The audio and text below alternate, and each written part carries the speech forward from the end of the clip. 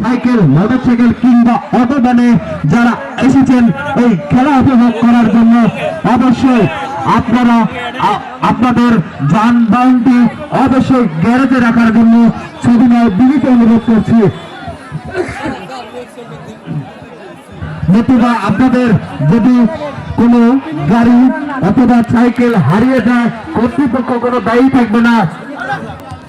আজকের এই ঘোড়া খেলায় কিন্তু ইতিমধ্যেই যারা ঘোড়া খেলায় অংশগ্রহণ করবেন কিন্তু নাম নিবন্ধন চলছে, আর অল্প কিছুক্ষণের মধ্যেই কিন্তু সেই কাঙ্ক্ষিত ঘোড়া দৌড় প্রতিযোগিতা কিন্তু অনুষ্ঠিত হতে যাচ্ছে। আর অল্প কিছুক্ষণের মধ্যেই সেই মিঠাপুকুরের সেই 5 নং বালারহাট ইউনিয়নের সেই মডার বাজারের সংলগ্ন পার্কের মোড়ের যে স্টেডিয়াম রয়েছে, এই স্টেডিয়ামে কিন্তু আমরা দেখতে পাচ্ছি কোটি কোটি দর্শকের সমারোহ হয়েছে।